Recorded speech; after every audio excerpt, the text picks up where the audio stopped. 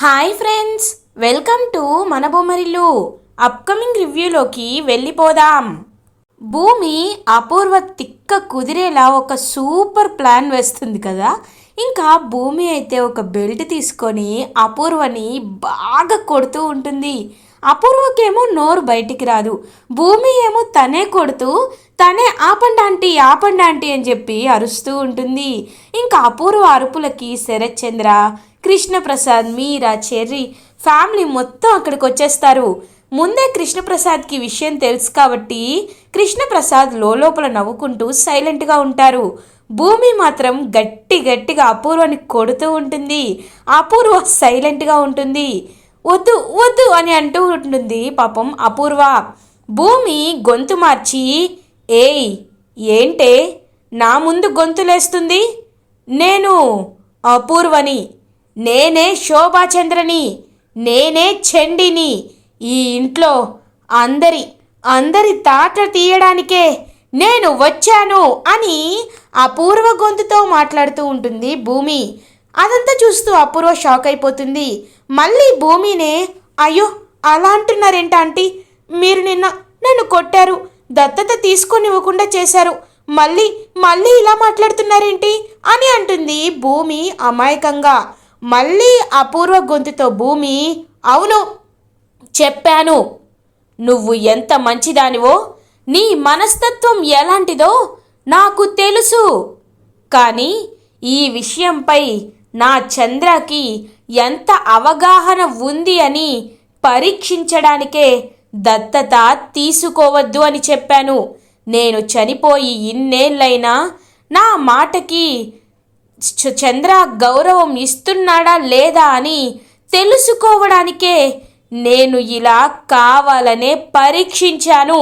ఆ పరీక్షని ఇదిగో నువ్వు ఎందుకు తీసేయాలనుకుంటున్నావు?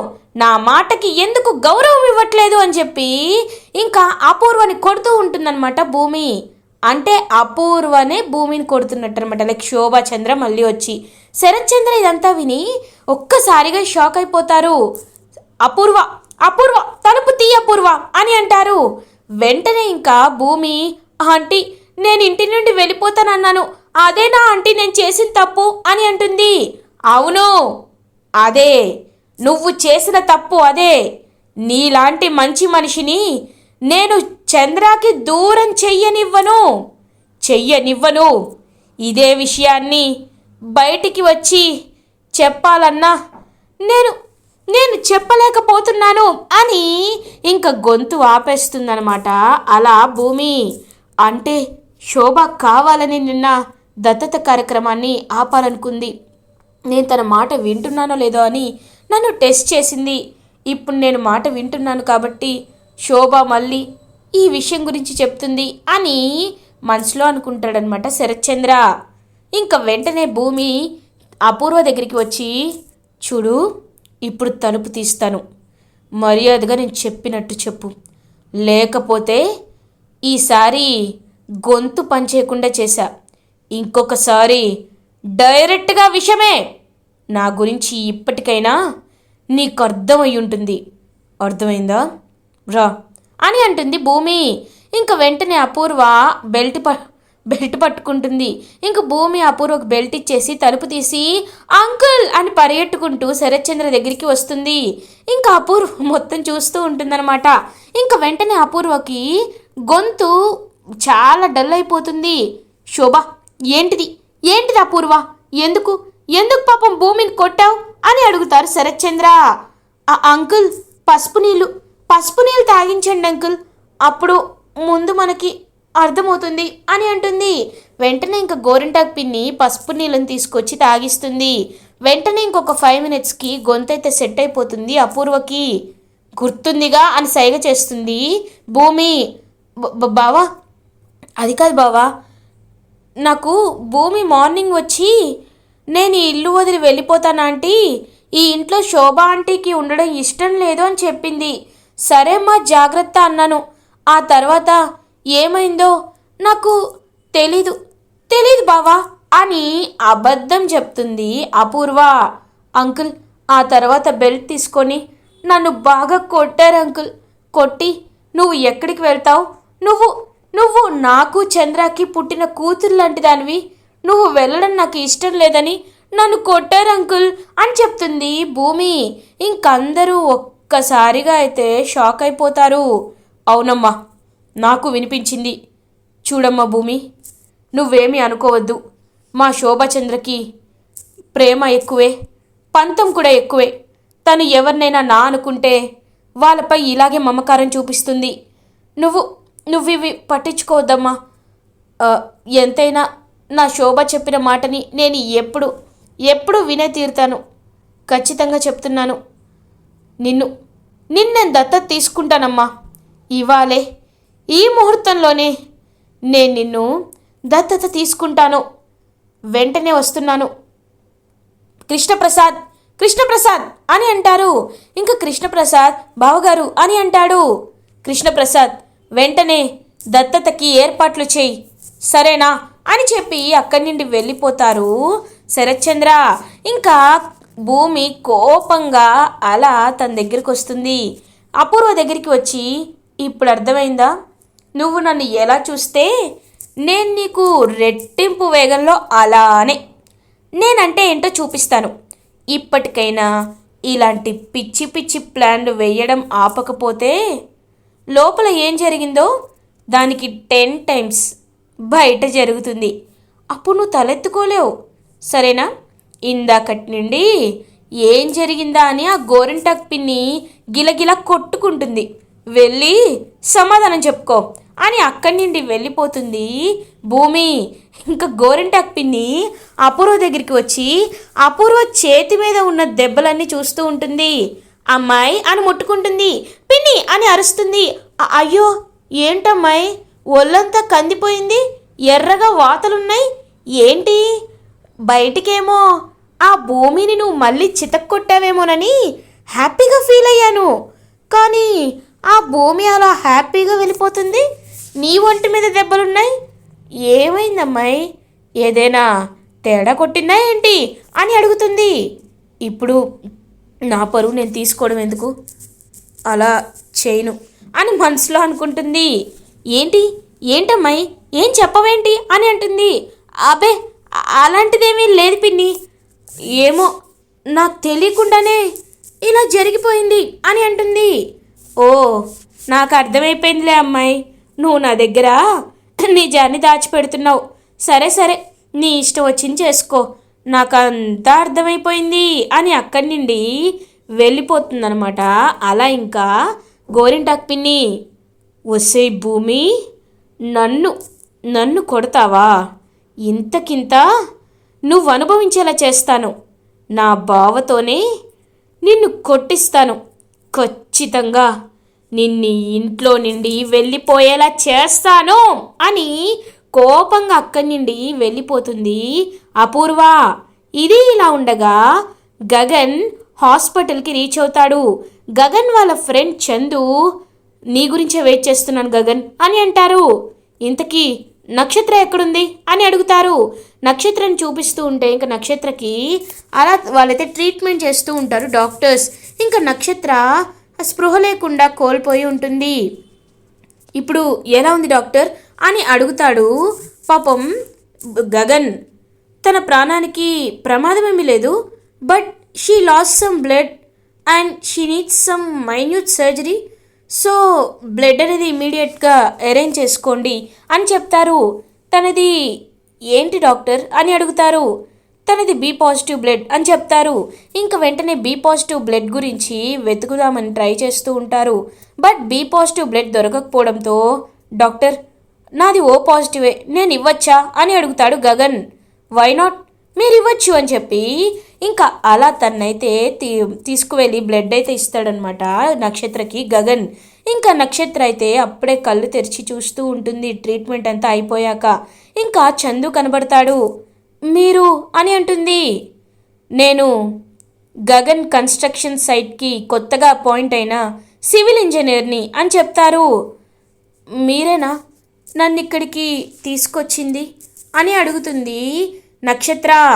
అవును, నేను తీసుకురాలేదు, ఎవరో జాయిన్ చేస్తే నేను మిమ్మల్ని చూశాను, కానీ ఇవాళ మీరు సేవ్ అయింది కారణం ఎవరంటే గగన్ అని చెప్తాడు. ఒక్కసారిగా నక్షత్ర షాక్ అయిపోతుంది. ఏంటి, బావ బావ నన్ను సేవ్ చేశాడా అని అంటుంది. అవును, మిమ్మల్ని సేవ్ చేసింది మా గగన్ సరే. మీరు తన్ని ప్రేమిస్తున్నారని అర్థమైంది. బట్ ఒకటి గుర్తుపెట్టుకోండి, ఆయన చాలా మంచి ఆయన. ఎవరికైనా ఇష్టం లేకపోతే ఎక్కువగా బలవంతం చేయకూడదు. బలవంతం చేస్తే అది ప్రేమ అవ్వదు, పంతమవుతుంది. ఆ విషయాన్ని మీరు గుర్తుపెట్టుకుంటే బాగుంటుంది. సరే, ఇప్పుడైనా ఇంటికి వెళ్ళండి, మీ ఇంట్లో వాళ్ళు కంగారు పడుతూ ఉంటారు అని అక్కడి నుండి వెళ్ళిపోతాడు చందు. బావా, నువ్వు ఎంత మంచివాడివి బావా, నిన్ను కలవాలనిపిస్తుంది, నీతో మాట్లాడాలనిపిస్తుంది, కానీ నువ్వు మళ్ళీ నన్ను కలవనివ్వవు కదా. సరే, ఇంటికి వెళ్తాను అని ఇంకా తలకి బ్యాండేజ్తో ఇంటికి బయలుదేరుతుంది నక్షత్ర. ఇది ఇలా ఉండగా గగన్ ఇంటికి రీచ్ అవుతాడు. గగన్ చేతికి బ్యాండేజ్ ఉండడంతో శారద గగన్ వైపు చూస్తుంది. గగన్, ఇదేంటిరా, నువ్వు కన్స్ట్రక్షన్ సైట్ దగ్గరికి వెళ్తానని చెప్పావు, మరి నీ చేతికి బ్యాండేజ్ ఏంటి, ఏమైంది గగన్ అని అడుగుతారు శారద. ఏం లేదమ్మా, ఇది బ్లడ్ డొనేట్ చేశాను అంతే అని చెప్పి అక్కడి వెళ్ళిపోతూ ఉంటాడు. గగన్, నువ్వు నాకు ఏదో విషయాన్ని దాచిపెడుతున్నావు అనిపిస్తుంది, చెప్పు గగన్, అసలు ఏం జరిగిందిరా అని అడుగుతుంది శారద. సరేమ్మా, చెప్తాను. ఆ నక్షత్రం ఉంది కదా, నన్ను ప్రేమిస్తున్నానని చెప్పింది, కానీ తర్వాత నేను రిజెక్ట్ చేశాను. నేను తన్ని ప్రేమించట్లేదని తను పైనుండి, మా కన్స్ట్రక్షన్ సైట్ పై నుండి దూకి చనిపోవాలనుకుంది, అందుకే తనకి బ్లడ్ ఇచ్చాను అని ఇంకా జరిగిందంతా చెప్తాడనమాట. అలా ఇంకా గగన్ ఒక్కసారిగా షాక్ అయిపోతుంది నక్షత్ర. ఏంటి, నువ్వంటే చచ్చేంత ప్రేముందా ఆ నక్షత్రకి అని అడుగుతుంది శారద. అబ్బే, అదేమీ లేదమ్మా, నువ్వు కూడా అలా అనుకుంటావేంటి, ఆ నక్షత్రకి పొగరు, అహంకారం, అంతేకాని తనకి ప్రేమ లాంటిదేమీ లేదు. నువ్వు అదంతా చూసి హ్యాపీగా ఫీల్ అవ్వద్దు, సరేనా అని ఇంకా అక్కడి నుండి వెళ్ళిపోతాడు గగన్. కానీ నక్షత్ర గురించి ఆలోచిస్తూ ఉంటుంది శారద. లేదు, ఏదో జరుగుతుంది, భూమి గగన్ని ప్రేమించట్లేదు అని చెప్పింది, కానీ గగన్ని చచ్చేంతలా నక్షత్ర ప్రేమిస్తుంది. ఇప్పుడు నేనేం చేయాలి? భూమి గురించే ఆలోచిస్తూ గగన్ బాధపడడం మంచిదా, లేకపోతే గగన్ని అమితంగా ప్రేమించే నక్షత్రకే గగన్నిచ్చి పెళ్లి చేయడం మంచిదా అని ఆలోచిస్తూ ఉంటుంది శారద. ఇది ఇలా ఉండగా శరత్చంద్ర శరత్చంద్ర అండ్ భూమి దత్తత కార్యక్రమం అయితే స్టార్ట్ అవుతుంది. ఇంకా చుట్టాలందరూ వస్తూ ఉంటారు. లీగల్ అడ్వకేట్స్ అండ్ పంతులు గారులు వీళ్ళందరూ వచ్చి ఇంకా అన్నీ చెక్ చేసుకుంటూ ఉంటారు. అలా ఇంకా భూమి అయితే శోభాచంద్రలాగా చీర కట్టుకొని కిందకి వస్తుంది. భూమిని చూసి శరత్చంద్ర ఒక్కసారిగా షాక్ అయిపోతాడు. ఇంకా అలా పాపం భూమి వైపు చూస్తూ తలపై చేయి వేసి నిమురుతూ, అమ్మ భూమి, చూడ్డానికి కుందన బొమ్మలా ఉన్నావమ్మా అని చాలా ప్రేమగా అంటూ ఉంటారనమాట. అలా ఇంకా తనైతే ఇంకదంతా చూస్తూ చాలా హ్యాపీగా ఫీల్ అవుతుంది భూమి అండ్ కృష్ణప్రసాద్. కానీ కుళ్ళుకుంటూ ఉంటారు అపూర్వ అండ్ గోరింటాక్ పిన్ని. అదే టైంకి కరెక్ట్గా అలా ఇంకా నడుచుకుంటూ వస్తుంది నక్షత్ర. నక్షత్రం చూసి అపూర్వ ఒక్కసారిగా షాక్ అయిపోతుంది. ఏంటి నక్షత్ర, ఏమైందమ్మా, ఎక్కడికి వెళ్తున్నావు, ఎక్కడి నుండి వస్తున్నావు, అసలు ఏంటిది ఈ బ్యాండేజ్ అంటే అని అడుగుతుంది అపూర్వ. మమ్మీ ప్లీజ్, ఇవన్నీ నన్ను అడగద్దు, నేను ఇప్పుడేం చెప్పలేను అని అంటుంది. నేను చెప్పాను కదమ్మాయి, ఇది ఆ గగన్ గాడి దీని ప్రేమని చీకొట్టేసరికి ఏ పబ్బుకో వెళ్ళి తాగేసి పడిపోయినట్టుంది, అందుకే దెబ్బలున్నాయి అని అంటుంది. పిన్ని, నువ్వు కాస్త నోరు మూస్తావా? ఏంటి నక్షత్ర, ఏమైంది అని అడుగుతుంది అపూర్వ. అమ్మో, ఇప్పుడు నిజం చెప్తే డాడీ మమ్మీ ఇద్దరు కలిపి నన్ను చంపేస్తారు, చెప్తే కరెక్ట్ కాదు. ఈ విషయం ఎలా తెలిసిందబ్బా? ఎలా తెలిస్తే ఏంటి, కవర్ చేసేద్దాం. నేను గగన్ బాబు దగ్గరికి వెళ్ళిన మాట నిజమే, కానీ తిరిగి వచ్చేటప్పుడు మనసు బాగోక కాసేపు గుడిలో వెళ్ళి కూర్చున్నాను. తిరిగి వచ్చేటప్పుడు చిన్న యాక్సిడెంట్ అయింది, అది బ్యాండేజ్ కట్టుకొని వచ్చాను, అంతే, అంతకుమించి ఏమీ లేదు అని అక్కడి నుండి వెళ్ళిపోతుంది నక్షత్ర. ఇది ఇలా జాగ్రత్తగా ఉండట్లేదు పిన్ని, దీనికి ఒక మంచి ఫారిన్ ఎన్ఆర్ఐ సంబంధం తీసుకొచ్చి చూస్తాను, అప్పుడు ఆ గగన్ గారిని ఎలా మర్చిపోదో నేను చూస్తాను అని ఇంకా చెప్తూ ఉంటుంది అపూర్వ. ఇంకా పూజారి వాళ్ళు మంత్రాలు చదువుతూ ఉంటారు. అప్పుడే కరెక్ట్గా ఇంకా శరత్ చంద్ర అయితే భూమిని దత్తత తీసుకుంటారు. అదంతా చూస్తూ చాలా హ్యాపీగా ఫీల్ అవుతారు కృష్ణప్రసాద్. అయ్యా, ఈ క్షణం నుండి ఈ అమ్మాయి మీ కూతురు అయిపోయింది అని పూజారి గారు చెప్తారు. ఇంకా అలా తన్ని కూతురుగా చేసుకొని శరత్ చంద్ర చాలా హ్యాపీగా ఫీల్ అవుతారు.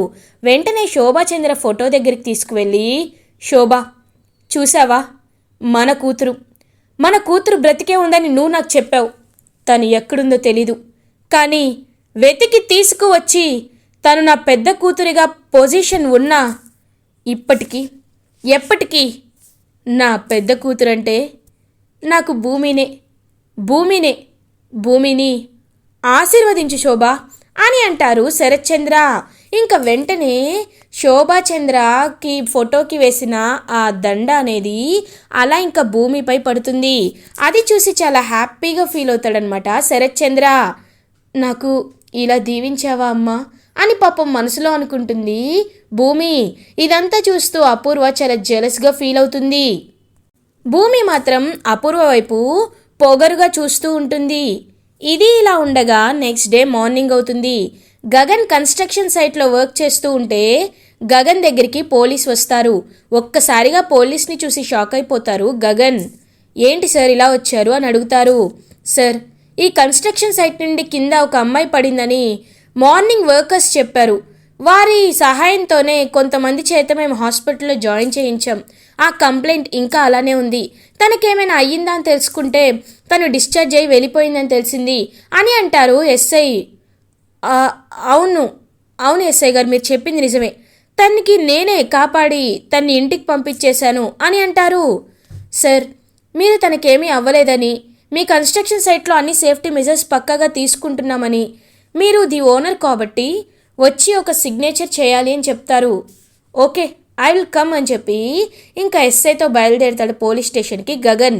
అదే పోలీస్ స్టేషన్ ముందు ఇంకా ఈ వంశీ వాళ్ళ అమ్మ నాన్న అయితే వంశీతో పాటు నించుని ఉంటారు. వంశీ అండ్ ఇందుని చూసి ఒక్కసారిగా గగన్ షాక్ అయిపోతాడు. బావా, అమ్మా, ఇందు మీరేంటి ఇక్కడ అని అడుగుతారు.